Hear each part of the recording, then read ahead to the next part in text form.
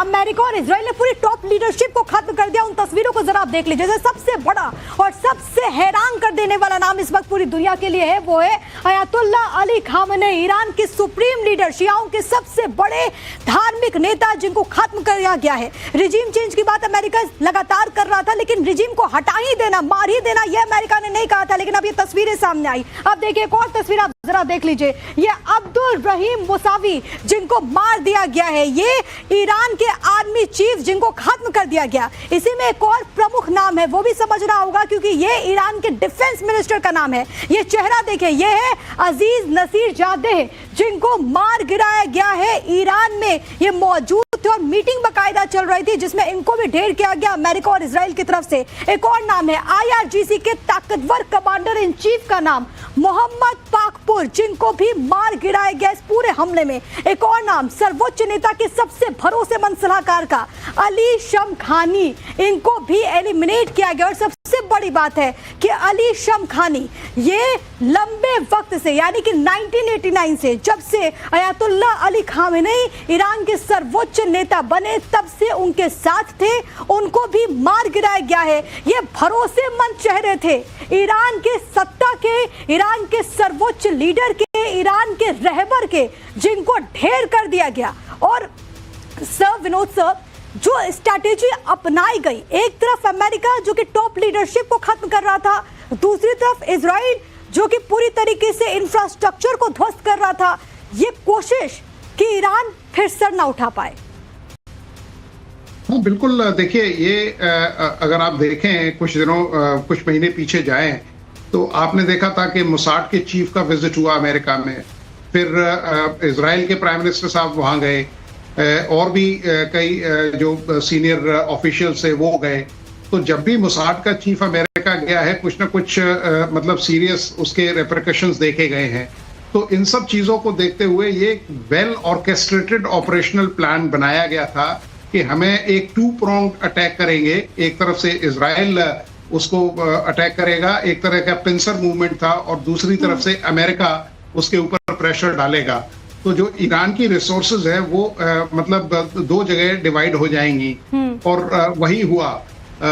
Iran के लिए सबसे बड़ी मतलब जो ड्रॉबैक है वो है कि उसके पास एयरफोर्स बिल्कुल नहीं है।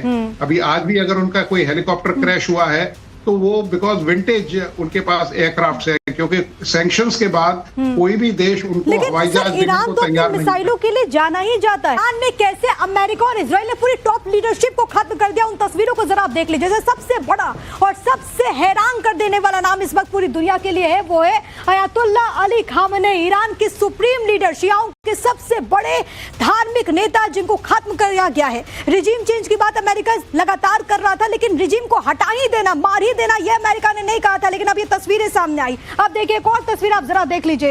ये अब्दुल रहीम मुसावी जिनको मार दिया गया है, ये ईरान के आर्मी चीफ जिनको खत्म कर दिया गया। इसी में एक और प्रमुख नाम है, वो भी समझना होगा क्योंकि ये ईरान के डिफेंस मिनिस्टर का नाम है। ये चेहरा देखें, ये है अजीज नसीरजादेह जिनको मार गिराया गया है ईरान में। ये मौजूद थे और मीटिंग बकायदा चल रही थी जिसमें इनको भी ढेर किया गया अमेरिका और इजराइल की तरफ से। एक और नाम है IRGC के ताकतवर कमांडर इन चीफ का नाम मोहम्मद पाकपुर, जिनको भी मार गिराया गया इस पूरे हमले में। एक और नाम सर्वोच्च नेता के सबसे भरोसेमंद सलाहकार का अली शमखानी, इनको भी एलिमिनेट किया गया। और सबसे बड़ी बात है कि अली शमखानी ये लंबे वक्त से, यानी कि 1989 से, जब से अयातुल्ला अली खामेनी ईरान के सर्वोच्च नेता बने, तब से उनके साथ थे, उनको भी मार गिराया गया है। ये भरोसेमंद चेहरे थे ईरान के सत्ता के, ईरान के सर्वोच्च लीडर के, ईरान के रहबर के, जिनको ढेर कर दिया गया। और सर विनोद सर, जो स्ट्रैटेजी अपनाई गई, एक तरफ अमेरिका जो कि टॉप लीडरशिप को खत्म कर रहा था, दूसरी तरफ इजराइल जो कि पूरी तरीके से इंफ्रास्ट्रक्चर को ध्वस्त कर रहा था, ये कोशिश कि ईरान फिर सर ना उठा पाए।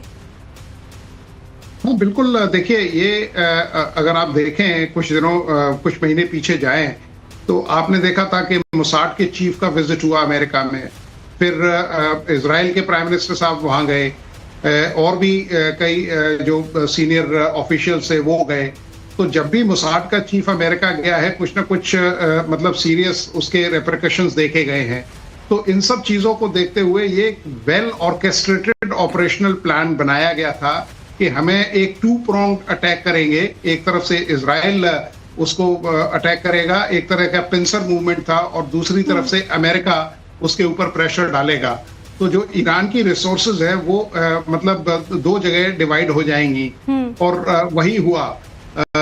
ईरान के लिए सबसे बड़ी मतलब जो ड्रॉबैक है वो है कि उसके पास एयरफोर्स बिल्कुल नहीं है। अभी आज भी अगर उनका कोई हेलीकॉप्टर क्रैश हुआ है तो वो बिकॉज विंटेज उनके पास एयरक्राफ्ट है, क्योंकि सैंक्शंस के बाद कोई भी देश उनको हवाई जहाज देने को तैयार नहीं है। मिसाइलों के लिए जाना ही जाता है।